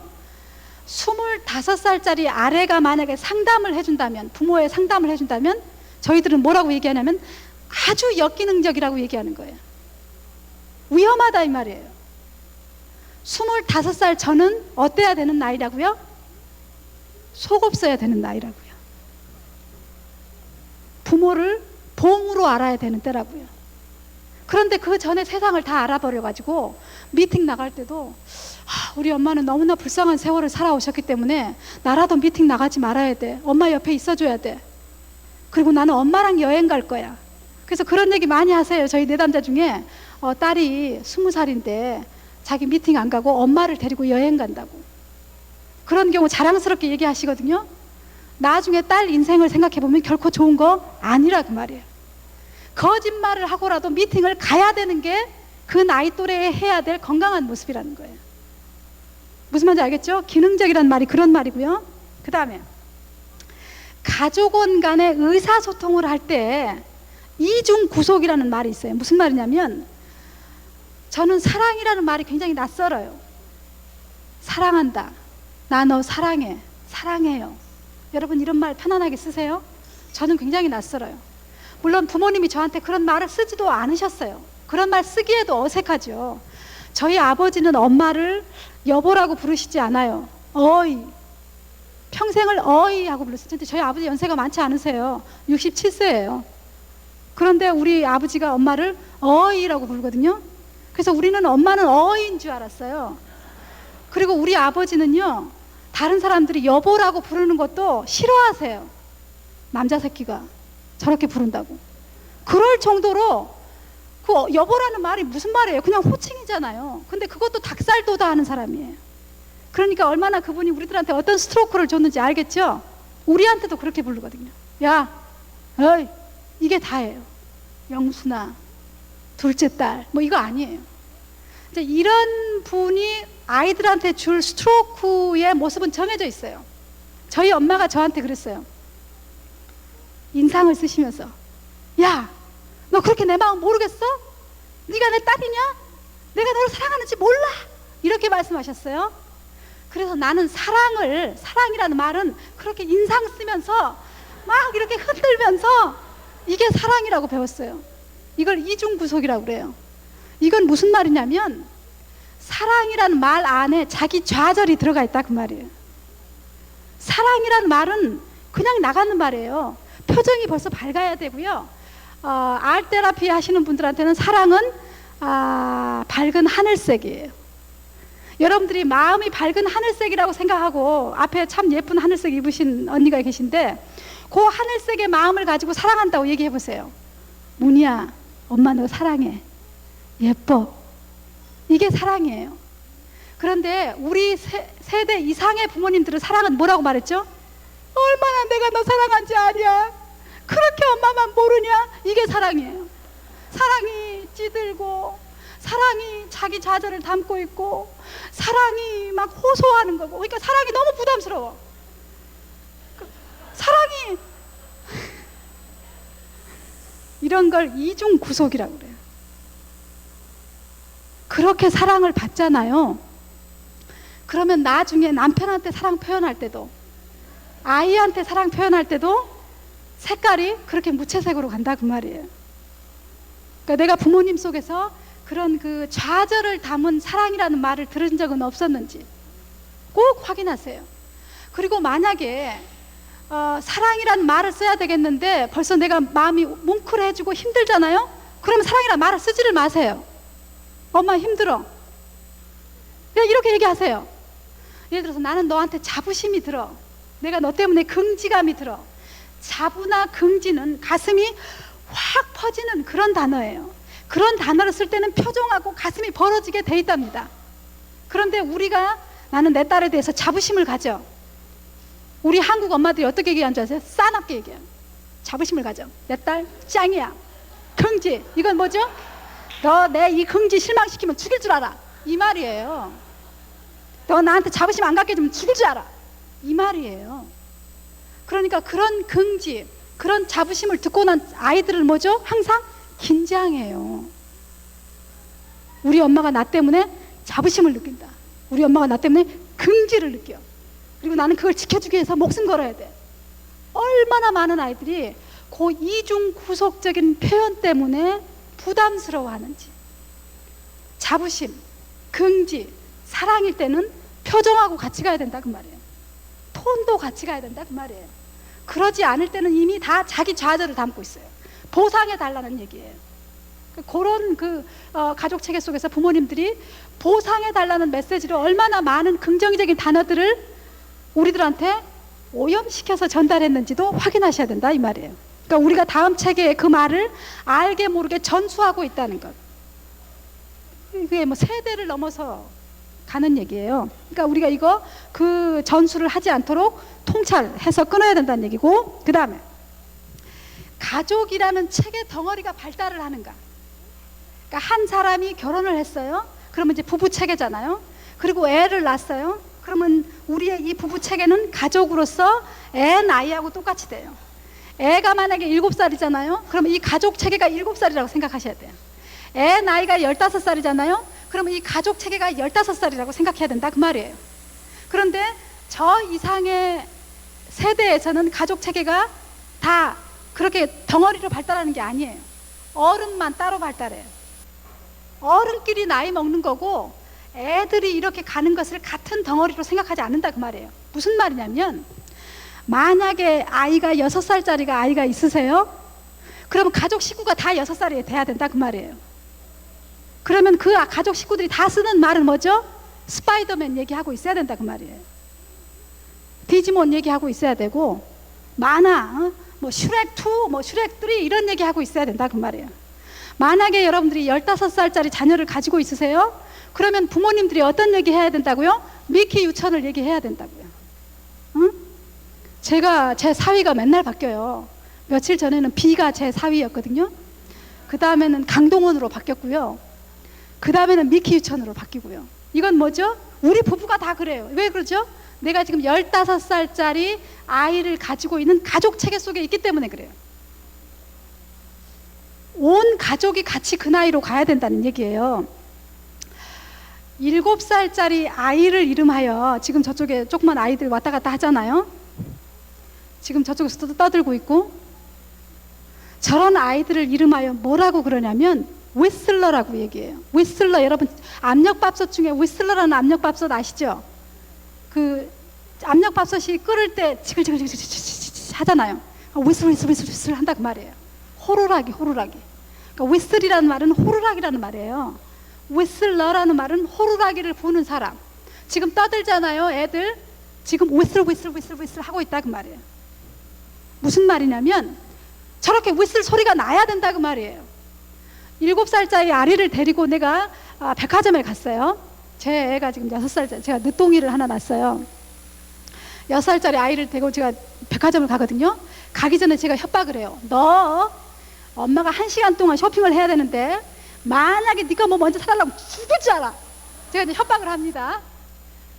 자, 그러면 이제 제가 이제 백화점을 돌아다녀요. 제 물건을 살라고. 응? 그러면 이제 얘가 어느 정도는 협박의 이제 그 힘에 의해서 잠깐 멈춰요. 그러다가 점점 이제 무슨 소리가 나죠? 휘슬 소리가 나요. 무슨 말이죠? 저기 슈렉 티 보이네. 저기 스파이더맨 티셔츠 보이네.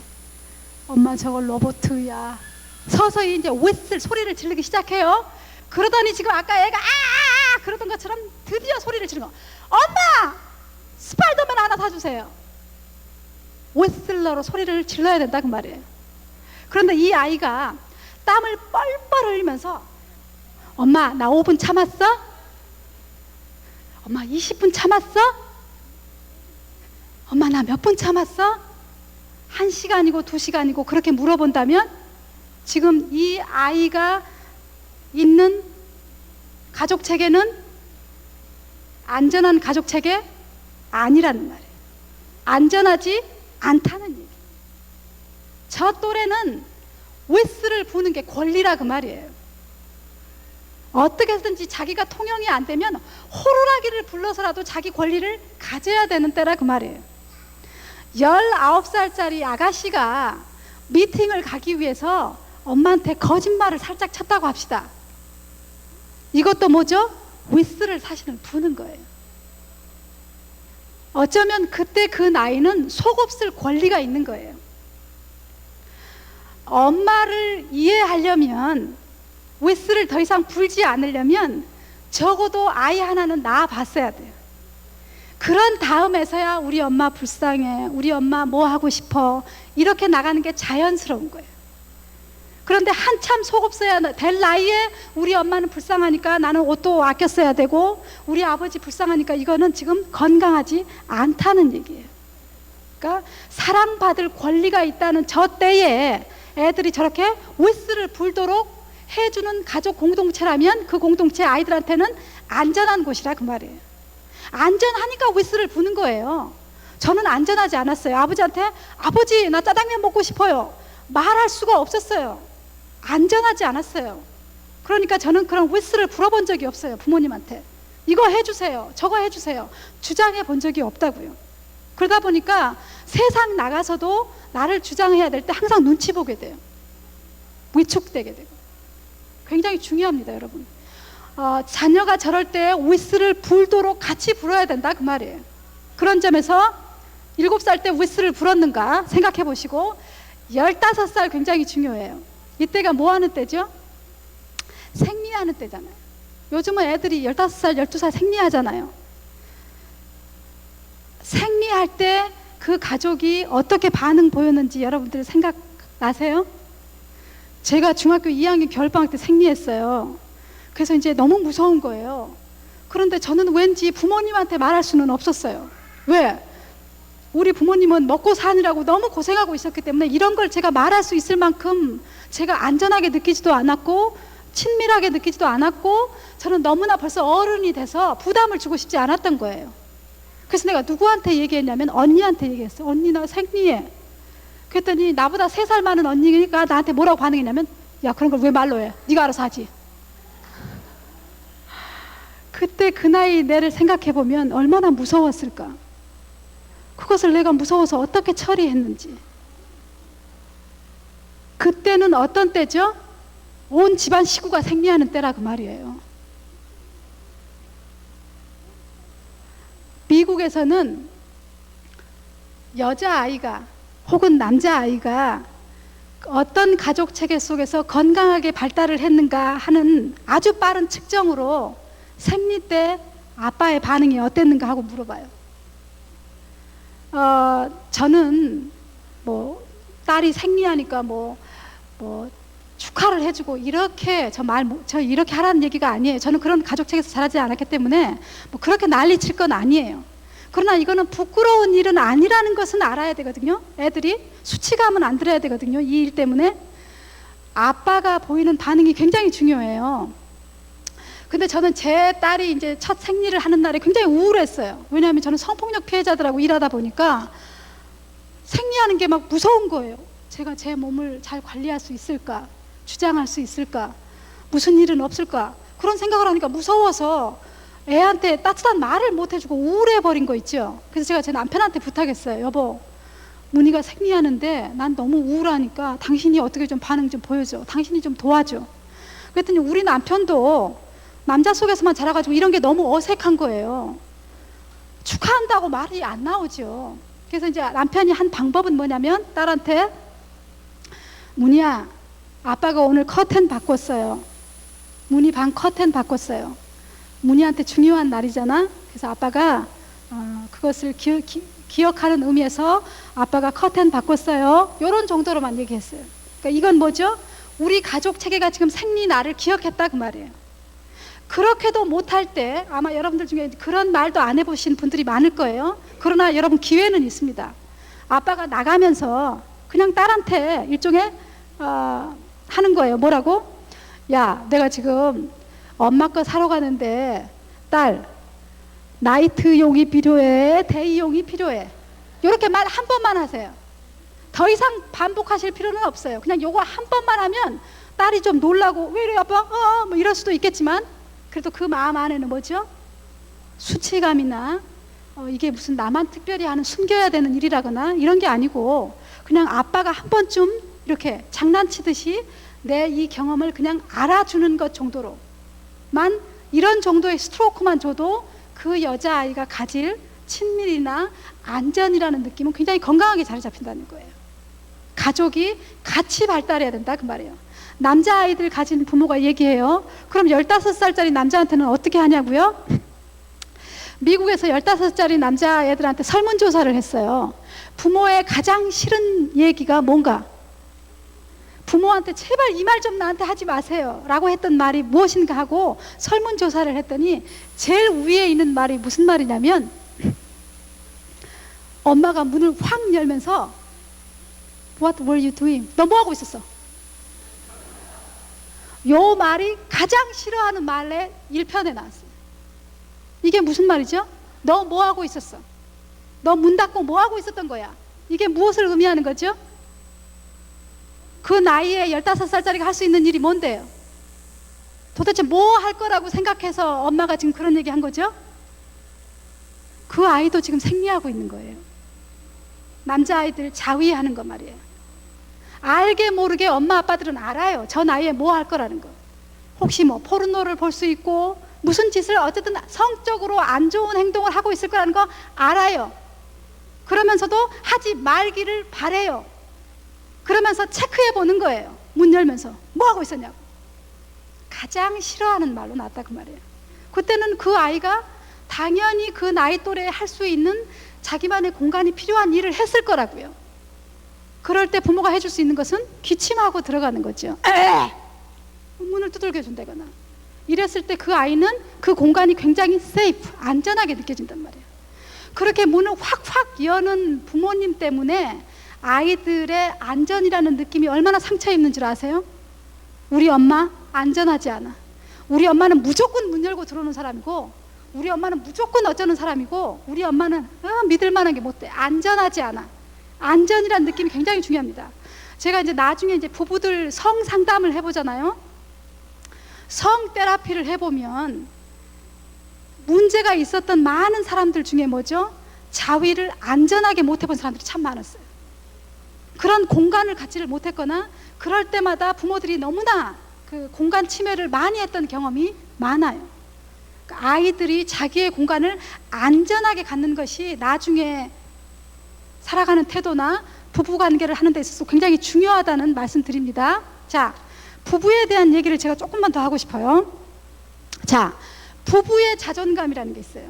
아까는 나 혼자만의 자존감 있잖아요. 이제 부부가 결혼해서 10년을 넘잖아요. 그러면 부부 자존감이 만들어집니다. 그 전에는 내가 자존감이 이랬어. 그런데 내가 이런 남편을 만나서 살다 보니까 내 자존감에 이렇게 변화가 왔어 하시는 분들이 참 많아요. 자존감 측정을 부부들을 해보잖아요. 그러면 자기 남편이 이 부분에 대해서 어떨 거라는 거 많이 모르고 있어요. 남편도 많이 몰라요. 예를 들어서 저희가 측정을 해보잖아요. 변화를 두려워한다. 이 부분에 대해서 와이프는 어떻게 생각하세요? 남편에 대해서 물어보거든요. 또 남편한테도 물어봐요. 지나간 것에 몰두한다. 이런 문장에 대해서 당신은 어떻고 당신의 와이프는 어떻다고 생각하세요? 하고 측정을 해보잖아요. 그러면 얼마나 많은 부부들이 서로 엇갈리는지. 이건 무슨 말이냐면 안전한 관계에서 많은 얘기들을 노출하지 못하는 경우가 참 많다는 거예요. 부부가 살기는 살면서도 정서적인 교감이 너무나 부족하기 때문에 이렇게 자존감 측정을 해보면은 와이프가 이럴 것이다, 남편이 이럴 것이다 하는 부분에 엇갈리는 부분이 너무 많은 걸 발견했어요. 그러니까 이건 무슨 말이냐면 이제 두 사람의 관계성을 테스트해보는 말이거든요. 그래서 이제 부부들을 앉혀놓고 부부가 처음부터 자기 얘기 안 하잖아요. 그렇지만 이제 치료사로서는 그 부부의 관계성을 알아야 되니까 앞에다가 카드를 제가 몇 개 놔둡니다. 카드의 이름이 뭐냐면 평가, 비난, 충고, 경청, 표현, 협력 이런 여러 가지 카드를 놔둬요. 그리고 둘이 마주 앉게 하고 제가 묻는 말에 그냥 그 카드만 들었다가 내리도록 얘기합니다. 제가 질문을 어떻게 하냐면 내가 배우자에게 하는 행동은 무엇입니까? 내가 지금 이 파트너한테 주로 하는 행동이 무엇이냐고 하면은 이제 이 글씨를 보고 어떤 사람은 비난이라는 카드를 들고요. 어떤 사람은 무시라는 카드를 들거나 혹은 거짓 수용이라는 카드를 들어요. 이런 카드 드는 것에 따라서 그 부부의 관계성을 알 수가 있어요. 그 다음에 또다시 제가 물어보거든요. 평소 자기가 배우자에게 느끼는 감정이 어떤 감정이에요? 하고 물어봐요. 그러면 그 앞에 여러 가지 감정 카드가 있어요. 사랑, 반발심, 불안, 공포, 죄책감, 존경, 희망 이런 식의 카드를 넣고 남편도 못 보고 와이프도 못 봐요. 그냥 내 앞에다 보여주기만 하는 거예요.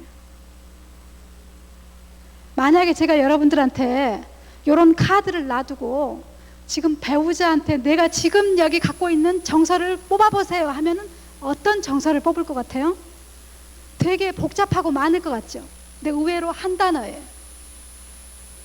의외로 여러분 복잡할 것 같잖아요? 들으면 한 단어예요. 감사. 단어를 듣는 사람 있어요? 반발심. 실망. 이해심. 적개심. 한번 상상해 보세요. 여러분들은 무슨 단어를 들을 것 같은지.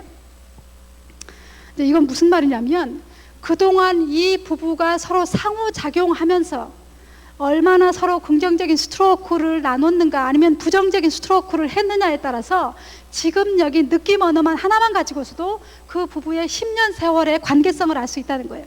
15년 세월의 관계성을 알 수 있다는 거예요.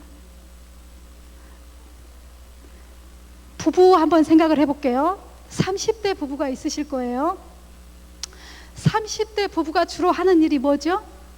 이슈는 서로 친밀한 느낌을 나누든지 아니면 둘 중에 하나는 소외된 느낌을 나누든지 그때는 그것이 관건이에요. 30, 40대는 서로 사랑을 주고받는 일로 인생이 불구락불구락 하는 때가 그때예요. 그렇기 때문에 뭔가 그런 요구를 많이 하든지 아니면 그것 때문에 굉장히 실망이 되든지 목숨이 왔다 갔다 할 거예요. 30, 40대 40대쯤 올라오면은 부부가 그때부터는 관건이 뭐죠? 생산하는 일이에요. 그러니까 내가 이때 40대에 내가 뭔가를 생산해내지 않으면 노후가 불안하잖아요. 그러니까 많은 40대 부부들은 굉장히 뭔가 그 안정이나 생산해낼 걸로 그 모든 말이나 대화도 많을 거예요. 근데 만약에 생산해내지 못하는 사람은 무슨 느낌을 가질 것 같아요? 정체감을 아마 가질 거예요. 40이라는 나이가 굉장히 중요하네요. 40이라는 나이가 왜 중요하냐면 더 이상 우리를 호르몬으로 받쳐주지 않기 때문에 그래요. 여러분, 호르몬이 무엇인지 아시죠? 우리가 생리하잖아요. 애 낳잖아요. 그리고 우리가 부부관계를 하잖아요. 이런 모든 것들은 다 우리가 호르몬의 도움을 받아서 하는 거예요. 그런데 40이 되면 여성들이 어떻게 돼가죠? 생리가 서서히 끊기기 시작하잖아요. 양이 줄어들기 시작하잖아요. 이 말은 뭐죠? 호르몬이 우리를 더 이상 받쳐주지 않는다는 얘기예요. 그리고 남성도 서서히 이제 호르몬이 어떻게 돼가죠? 몸으로 퍼져요. 이 말은 무슨 말이죠? 이제는 성기에만 더 이상 호르몬이 있지 않다 그 말이에요.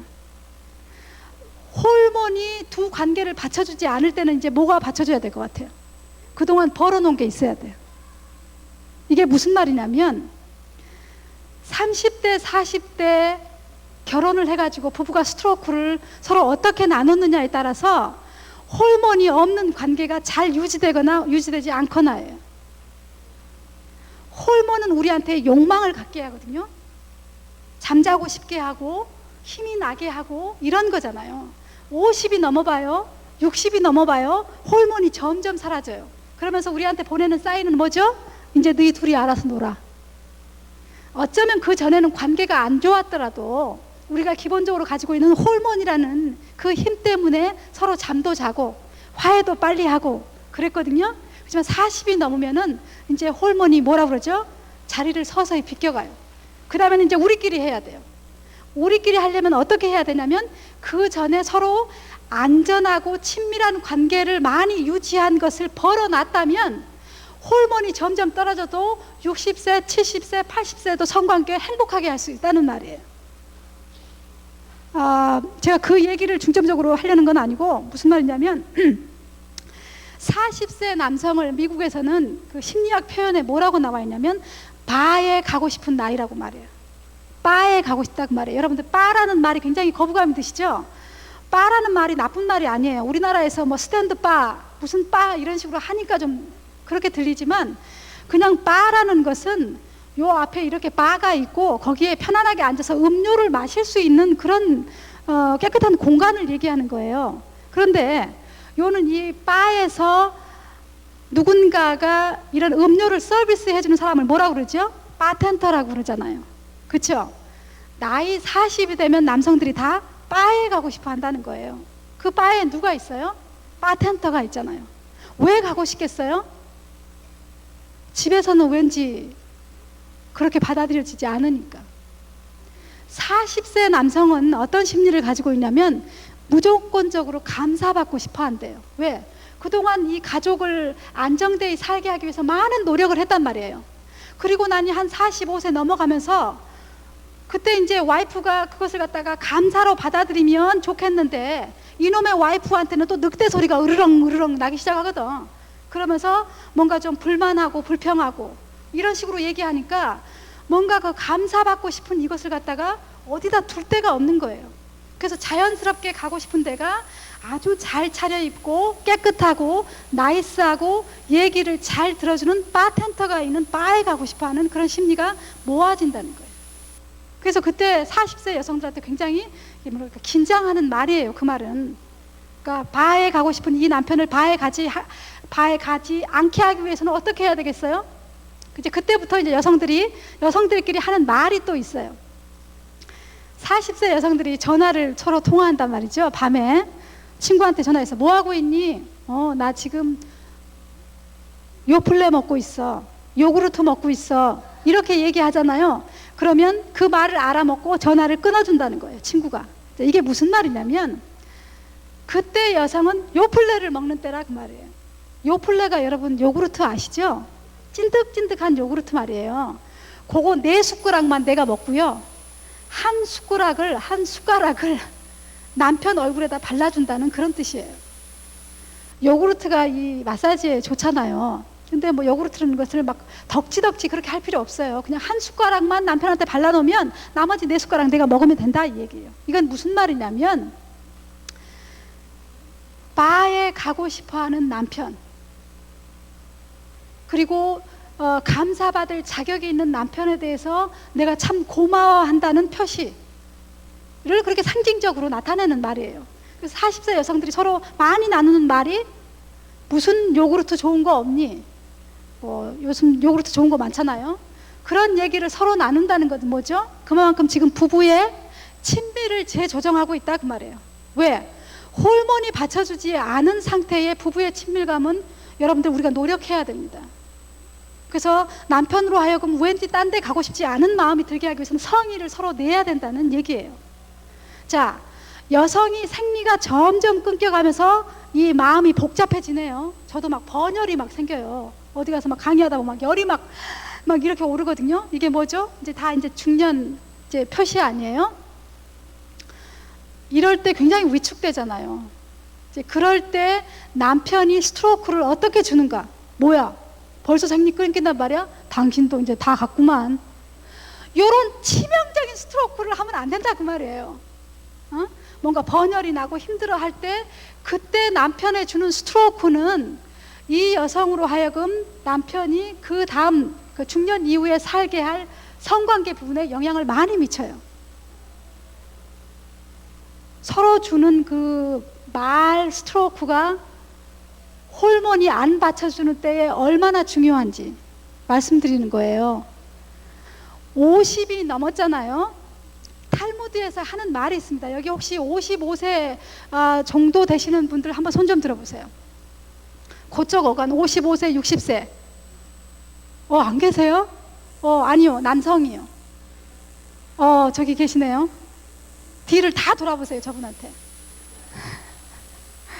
탈무드에서는 55세 남성이 만약에 카운셀러가 되어 있지 않다면 그 남자의 인생이 과연 어땠을까? 생각해 봐야 된다는 얘기예요. 55세가 남성이 되잖아요. 그동안 생산을 많이 했잖아요. 열심히 살고.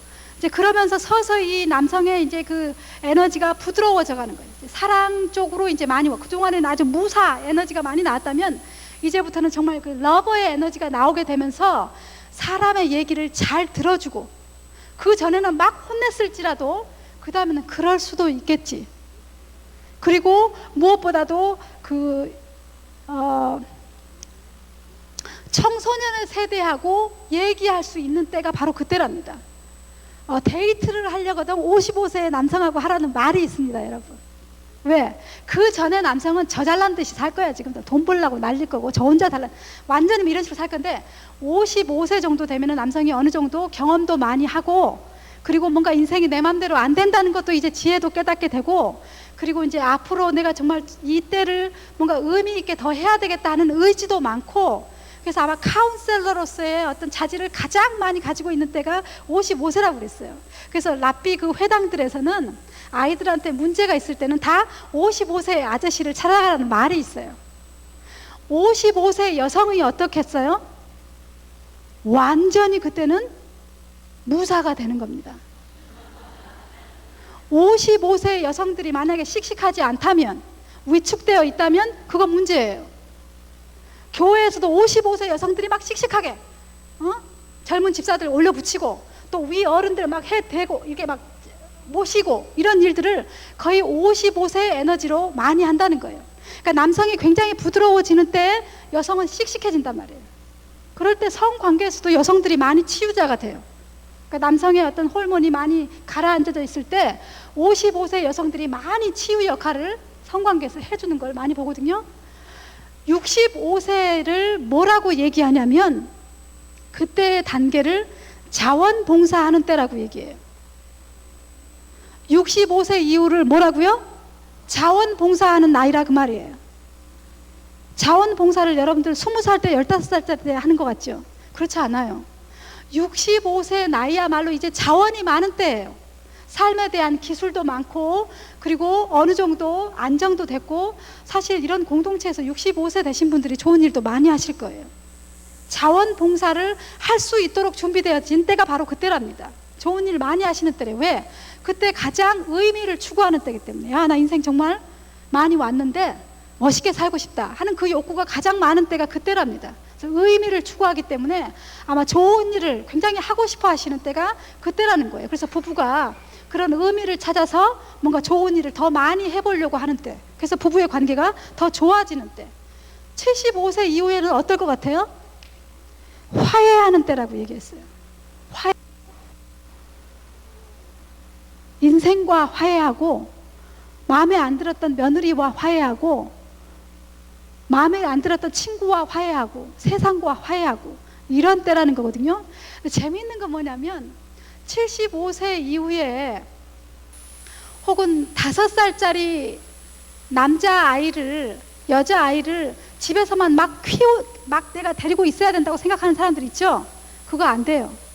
내 5살 따는 애들은 친구한테 보내줘야 되는 때예요.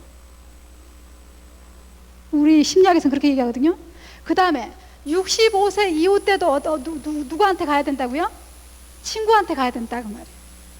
그러니까 혼자 계시는 분은 미팅도 하세요. 친구들 많이 만나시고, 인생과 화해한다고 했을 때 이 말을 제가 젊은 사람이 하기가 참 민망합니다만은, 제가 배운 대로 얘기하자면 무슨 얘기냐면, 75세의 어른이 40세, 50세 하고 얘기를 많이 해가지고 당신이 이해받으리라고 생각하면 오해다 그 말이에요. 내가 75세로서 그대로 이해받을 수 있는, 그러니까 내 것을 그대로 그 경험을 수용해 줄 수 있고 100% 다 그래 네 말이 맞아 그래 이렇게 공감해 줄 수 있는 사람은 누구라고요? 또래라고요. 또래. 75세 시어머니가 40 몇 세 며느리한테 아무리 얘기해 보십시오. 앞에서는 끄덕거려요. 그래도 어머니가 원하는 만큼의 공감을 못 해요. 그렇지 않아요? 결국은 나를 공감해 주는 사람은 누구죠? 내 친구입니다. 나이를 같이 가고 있는 그 사람만이 나를 정서적으로 완전하게 공감을 해준다는 얘기예요. 그러니까 65세 내지는 70세 이후부터는 혼자 있으면 안 된다 그 말이에요. 어쩌든지 친구 만나러 가셔야 된다는 얘기예요. 그리고 그 친구가 성이 다르면 다를수록 좋다 그 얘기예요. 여기 노인대학도 있다고 알고 있는데요. 미팅도 자주 시켜야 돼요. 왜냐하면 친구를 만나서 이렇게 놀 때도요, 성이 다른 친구를 만나서 이렇게 상호작용하잖아요. 훨씬 활력이 넘칩니다. 그리고 훨씬 더 공감받고 이해받다는 그 느낌이, 행복한 느낌이 많습니다. 제가 결론적으로 얘기하고 싶은 건 뭐냐면, 내가 이런 삶의 태도를 만드는 것은 다 그냥 만들어진 게 아니라 그 말이에요. 가족이 그렇게 중요하다 그 말이에요. 원 가족이 그렇게 중요하다 그 말이에요. 그리고 두 번째 중요한 건 뭐라고요? 내가 어떤 파트너를 만나는가. 출산 가족이 중요하다 그 말이에요. 그런데 재수가 없어가지고 내가 파트너를 잘못 만났을 수도 있잖아요. 그러면 끝인가요? 아니에요. 기회는 또 있어요. 기회가 인생에 3번 있어요. 나를 바꿀 수 있는 기회. 하나는 뭐죠? 부모를 만나는 거예요. 부모. 어떤 출산 가족에서 살았는가. 두 번째는 어떤 파트너를 만났는가요. 세 번째는 뭐죠? 어떤 공동체를 만났는가예요. 여러분들이 지금 영락이라는 공동체에 속해 있잖아요. 그리고 영락이라는 공동체에서 이런 교육을 받잖아요. 이게 기회입니다, 여러분. 그래서 나의 자존감을 확인하고, 내가 어떤 공장에서 나왔고, 그리고 나의 남편은 또 어떤 곳에서 나와서 나하고 이렇게 상호작용하고 있는지, 그래서 무엇이 취약한지, 무엇이 결핍되어 있는지, 무엇을 내가 알아서 긍정적으로 스트로크를 해줘야 되는 부분인지 서로 알아야 되고요. 그것까지 너무 미흡하다면 이런 식의 교회 공동체를 통해서 끊임없이 서로 상호작용하고 공부하고 배우면서 살아가는 태도, 자존감을 얼마든지 향상시킬 수 있다는 얘기를 제가 마지막으로 드리겠습니다. 여기까지 하겠습니다. 여러분 수고하셨습니다.